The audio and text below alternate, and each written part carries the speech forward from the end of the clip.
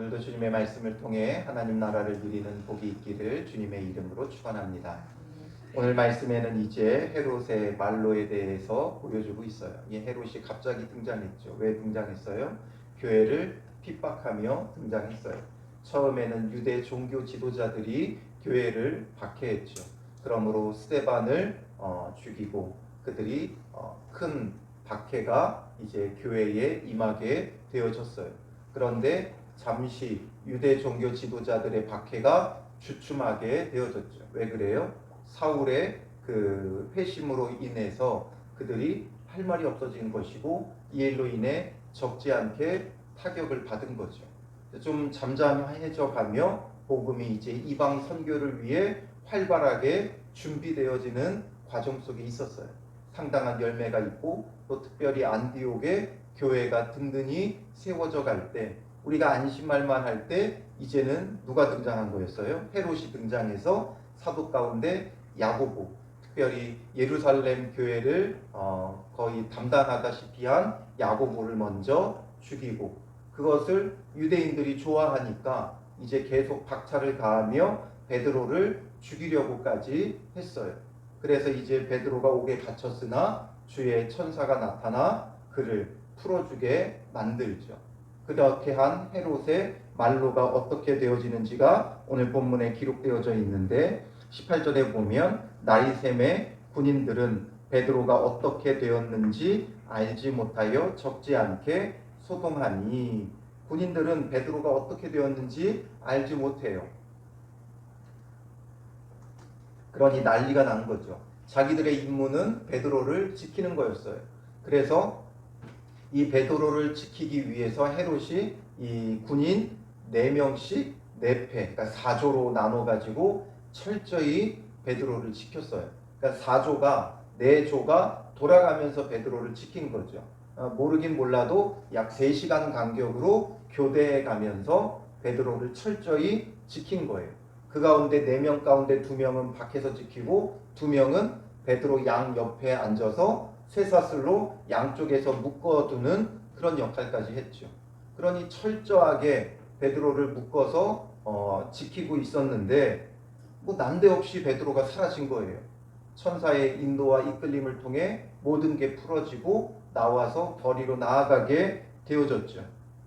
그런데 이것이 발견되어지니까 군인들은 소동이 벌어지는 거죠.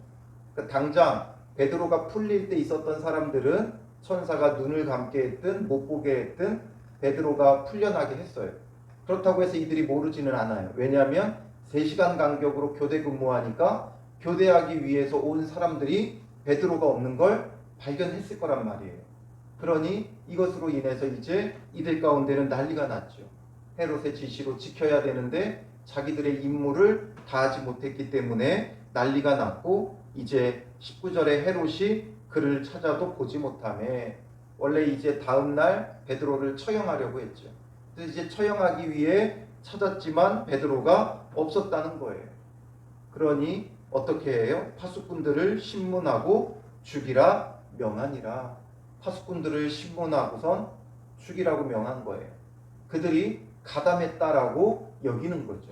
베드로의 일에 이들이 가담했구나, 이들이 풀어주었구나 이렇게 생각하니까 신문하고 진상을 조사한 다음에는 죽이라는 거예요. 이 세상의 왕은 할 수 있는 게 무엇밖에 없어요? 죽이는 것밖에 없어요.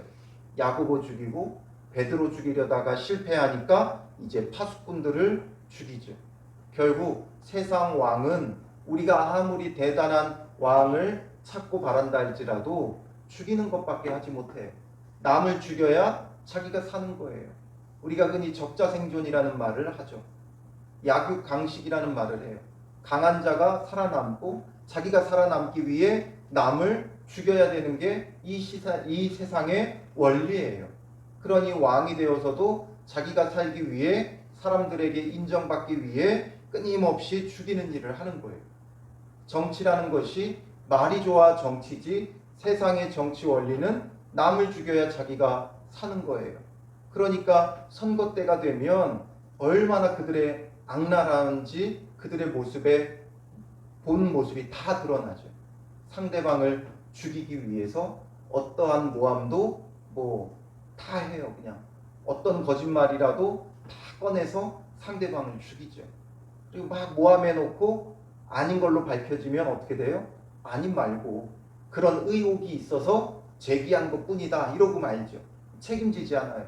상대방을 죽여야 자기가 사는 게 이 세상의 정치 원리예요. 그러나 예수님의 원리는 뭐예요? 내가 죽어 남을 살리는 거죠. 세상의 원리는 남을 죽여 내가 사는 것이었다면 예수님의 원리는 내가 죽어 남을 살리는 거예요. 그게 바로 십자가죠. 예수님이 죽어 온 인류의 죄사함과 구원을 베푸신 분이 바로 예수님이에요. 그리고 그 예수를 믿고 구원함을 받은 우리에게도 이제 우리도 우리의 삶의 원리는 세상의 원리와 다르게 내가 희생하고 내가 낮아지고 내가 죽어짐으로 내 가족과 이웃을 살리는 그런 삶의 원리가 오늘 우리에게 있어야 된다는 것이죠. 그러므로 오늘 하루도 내가 살기 위해 발버둥 치고 내가 살기 위해 남을 모함하고 내가 살기 위해 남을 죽이고 내가 살기 위해 남의 것을 빼앗는 자가 아니라 내가 낮아지고 희생하고 섬김으로 내 가족과 이웃을 살리는 믿음의 사람들이 되어야 하는 것이죠. 그러니 이제 헤롯이 유대를 떠나 가이사라로 내려가서 머무니라. 그가 가이사라로 내려가게 되는데 왜 내려갔는지 이후에 나와요. 20절에 보면 헤롯이 두로와 시돈 사람들을 대단히 노여워하니, 두로와 시돈 사람들을 대단히 노여워했다 이렇게 말하죠. 두로와 시돈이 어디예요? 베니게 지역이죠. 그러니까 이스라엘보다는 북서쪽 지중해 쪽으로 이 해안 도시, 항구 도시가 두로와 시돈이에요. 그래서 갈릴리보다도 더 위에 위쪽 북서쪽에 이제 지중해 해안을 끼고 있는 두 해안 도시 항구가 바로 이 두로와 시돈인데, 이 두로와 시돈은 다윗 때부터 계속해서 이 유대와 그 무역을 했던 지역이에요. 무역 상대국이에요. 그 가운데서도 특별히 식량의 대부분을 유대 땅으로부터 수입을 했던 지역이에요. 그래서 이 도시는 항구 도시이기 때문에 어떤 이제 농업이 발달하지 않고 무역과 어업이 발달했겠죠. 그러다 보니까 이제 대부분의 식량은 유대 땅에서 이제 사와요. 그런데 이 두로와 시돈 사람들을 대단히 노여워했다. 무슨 문제인지 정확히는 알 수 없지만 다윗 때부터 쭉 오랜 시간 동안 무역을 하며 서로 교류하며 지냈던 곳이기 때문에 모르긴 몰라도 아마 무역 마찰이 그 가운데 벌어졌을 것으로 예측을 해요. 그러다 보니까 이제 헤롯이 노여워서 어떻게 해요? 왕국에서 나는 양식을 먹는 까닭에 한마음으로 그에게 나와, 그들의 지방이 왕국에서 나는 양식을 먹는 까닭에 한마음으로 그에게 나와왔다. 헤롯에게 나왔다라는 거예요. 왜 헤롯에게 나왔냐면 지금 이것을 통해 보면 헤롯이 이제 노여워하면서 양식을 끊어버린 거예요. 더 이상 이 식량을 수출하지 않은 거죠. 수출하는 걸 끊어버린 거예요. 그 갈등으로 인해서 끊어버리니까 이들이 이제 어떻게 돼요? 당장 먹고 사는 문제가 생기니까 한 마음으로 헤롯에게 나온 거예요. 헤롯의 마음을 풀어주고자 이들이 지금 나와왔고, 그래서 이 가이사랴에서 헤롯과 만나기로 한 거죠. 그래서 헤롯이 이제 가이사랴로 온 거예요. 그 가운데 이제 21절에 헤롯이 나를 택하여 왕복을 입고 단상에 앉아 백성에게 연설하니, 나를 택했다. 이 날이 역사가인 그 요세푸스의 기록에 의하면 로마 황제 글라우디오가 영국과의 전쟁에서 승리하고 돌아온 것을 축하하고 기념하기 위한 경기일이었다라고 말해요. 그리고 그 경기일의 둘째 날이 황제의 생일인 8월 1일이었고 이 날을 지금 택한 거예요. 이 날을 택해서 이제 두로 시돈 사람들과 함께 만나고 화해하고 그들에게 이제 은혜를 베풀고자 하는 거죠. 이런 경축일이기 때문에 우리가 이런 병축일일 때 뭔가 많은 은혜를 베풀죠.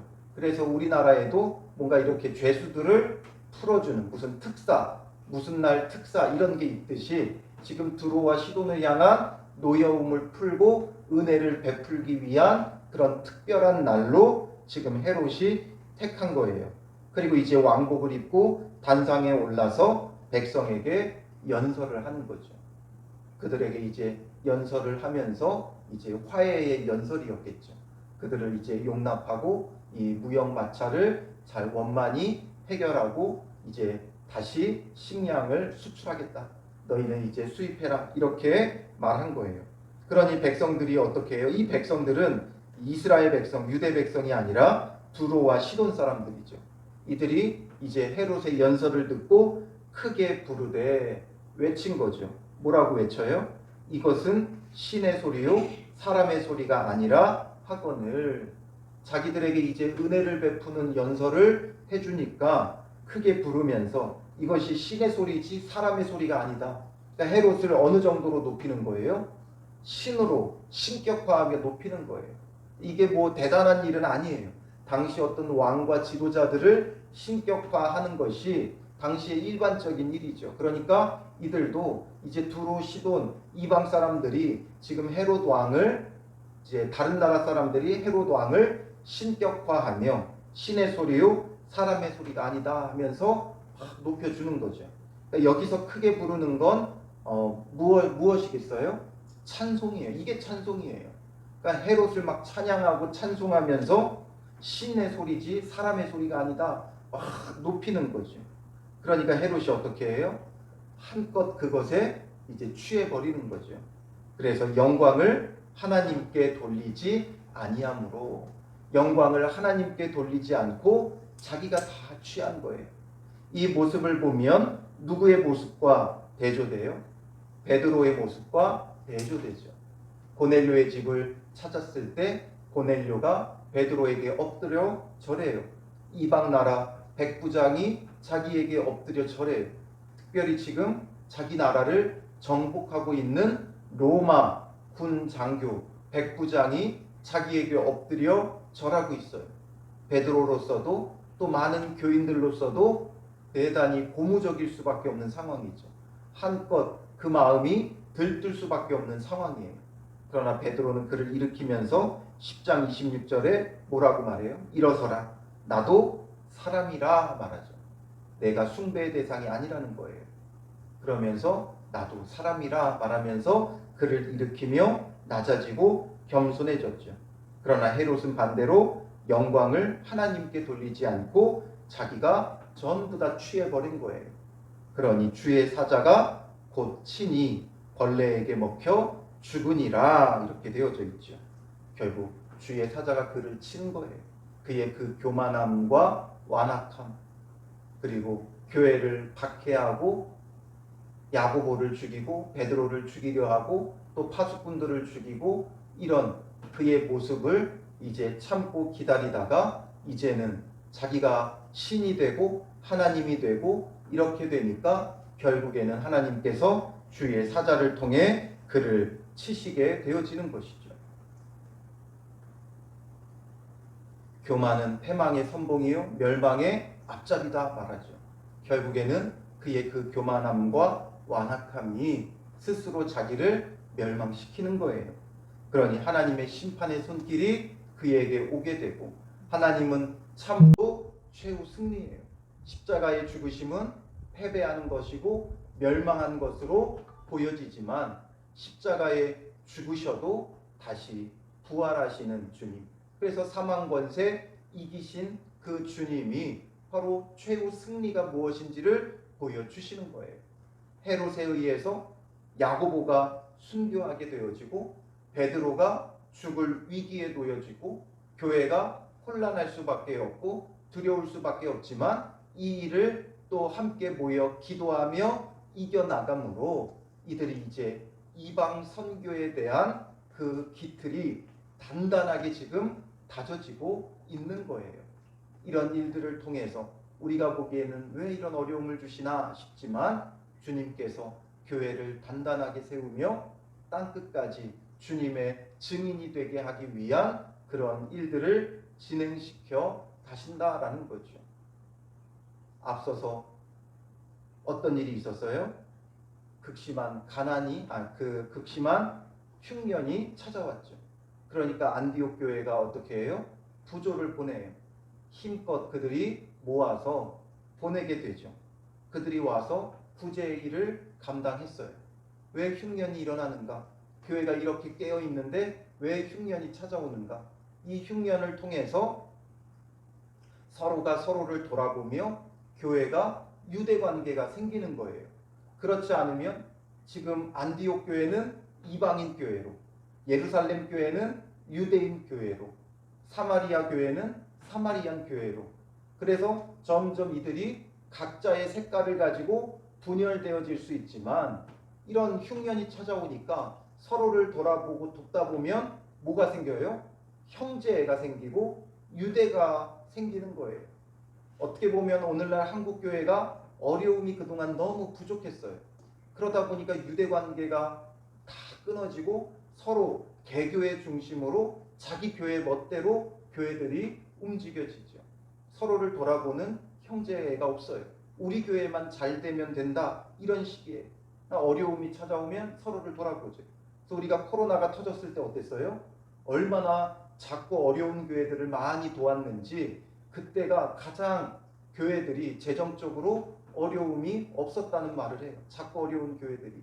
그때가 서로를 돌아보고 관심을 갖고 하니까 오히려 어려울 때가 교회는 더 유대 관계가 생기고 서로를 돌아보고 하나가 되어져 갈 수 있어요. 그래서 우리는 어려움 속에서 하나가 되어져 간다는 것. 지금 흉년과 헤롯에 의해서 교회가 분열되어지는 게 아니라 하나 되어져 가고 더 단단해져 가고 이제 주님 안에서 이방 선교를 위한 준비가 되어지는 것이죠. 그러니까 24절에 하나님의 말씀은 흥왕하여 더하더라. 말씀이 흥왕했다. 큰 부흥이 일어나는 거예요. 말씀의 부흥이 일어나는 거예요. 이런 박해 가운데 말씀의 부흥이 일어났고 말씀은 흥왕했고 더해져 가는 거예요. 참 희한하죠. 어려우면 없어질 것 같지만 오히려 부흥해요. 가말리엘이 말했듯이 사람에게서 난 것이면 금방 없어지지만 하나님에게서 난 거라면 없어지지 않아요. 이것이 교회가 성도들이 정말 하나님으로부터 나왔다는 것이 분명하죠. 어려움 속에 오히려 더 흥왕해요. 촛불은 작은 바람에도 쉽게 꺼져요. 그러나 장작불은 큰 바람이 불면 어떻게 돼요? 더 크게 불이 일어나게 되어지죠. 이런 것처럼 교회는 촛불이 아니에요. 예수 그리스도에게서 나온 장작불이에요. 그러므로 성령의 불이 있으면 성령의 불은 바람에 의해 더 크게 불타오르는 거예요. 교회는 성령의 불이 있으면 불타올라요. 그러나 개인의 힘으로 자기의 노력으로 촛불 들고 있으면 바람 불면 다 꺼져버려요. 그러니 우리가 성령의 충만함 속에 참된 믿음으로 세워져 가야 하는 것이죠. 그리고 이제 25절에 바나바와 사울이 부조하는 일을 마치고 마가라 하는 요한을 데리고 예루살렘에서 돌아오니라. 이들이 이제 부조하는 일을 마치고 예루살렘에서 돌아오게 되죠. 그 가운데 바나바와 바울이 특별히 누구를 데리고 와요? 마가라 하는 요한을 데리고 오죠. 이 마가가 마가복음을 기록했던 마가예요. 그의 집에서 예루살렘 성도들이 주로 모였죠. 그것이 바로 마가 다락방이에요. 그런 마가, 어떻게 보면 그런 큰 다락방을 가지고 있을 수 있을 정도의 부잣집 도련님이었던 마가, 바나바의 조카였던 이 마가를 데리고 오게 되죠. 이것을 왜 기록해요? 바로 바울의 1차 전도 여행, 선교 여행의 동행자들이 이 바나바와 마가였어요. 그러니 지금 이들이 안디옥으로 돌아가는 이유는 무엇이겠어요? 부조하는 일을 표면적으로는 마쳤으니까 돌아가는 거죠. 그리고 바나바가 자기 조카니까 좀 데리고 가서 보여주고 또 뭔가 훈련시키고자 하는 마음이 있었겠죠. 그런데 그 표면적인 이유 뒤에는 하나님께서 이들을 1차 전도 여행을 위해 준비해 놓은 사람들이었던 거예요. 그러니 이것을 위해서 지금 계속해서 끊임없이 교회가 준비되어져 가는 과정이에요. 그래서 1장부터 12장까지는 이제 유대인을 중심으로 복음이 전해지고 13장부터 마지막 장까지는 이제 바울을 통해 사울을 통해 이제 복음이 이방으로 전해지는 것을 기록해요. 그래서 12장 마지막에는 뭐로 끝나요? 바나바와 사울이 부조하는 일을 마치고 마가라 하는 요한을 데리고 예루살렘에서 돌아오니라. 이제 이들이 안디옥에서 세워져서 선교사로 파송을 받아요. 최초의 선교사로 이방 선교사로 파송을 받는 자들이죠. 그러니 이 일을 위해 지금 준비 과정을 보여주고 있는 거예요. 복음이 세계와 열방으로 뻗어나가기 위한 준비 과정이 되어지는 거죠. 그러니 순교당하며 어려움 당하는 것, 또 흉년을 만난 것, 이게 모든 교회가 하나가 되어져서 이제 복음을 전하며 증거하는 일에 힘쏟기 위한 하나님의 준비 과정이에요. 이것으로 교회는 단단해졌고 말씀은 더 흥왕하였고 이제 이방 선교의 준비가 맞춰지게 되어지는 거죠. 하나님의 손길에 의한 준비예요.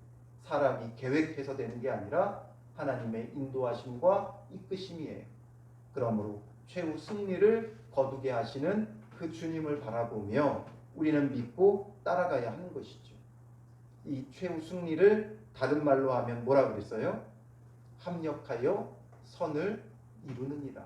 결국에는 모든 것이 다 합력하여 선이 되게 하시는 거예요. 로마서 8장 28절 우리가 알거니와 하나님을 사랑하는 자 곧 그의 뜻대로 부르심을 입은 자들에게는 모든 것이 합력하여 선을 이루느니라 말씀하죠. 여러분이 그의 뜻대로 부르심을 입은 자라는 확신이 있습니까? 믿음이 있습니까? 그 믿음이 있다면, 그 확신이 있다면 우리에게는 모든 것이 합력하여 선을 이룰 거예요. 베드로가 옥에 갇힌 일도, 흉년도, 또 교회가 이렇게 박해받는 일도 다 합력하여 선을 이루며 교회는 말씀으로 흥왕하여져 이방 선교의 준비를 마치게 되는 거죠. 그러나 그의 뜻대로 부르심을 입지 않은 자들은 모든 것이 합력하여 무엇을 이루겠어요? 악을 이루는 거예요.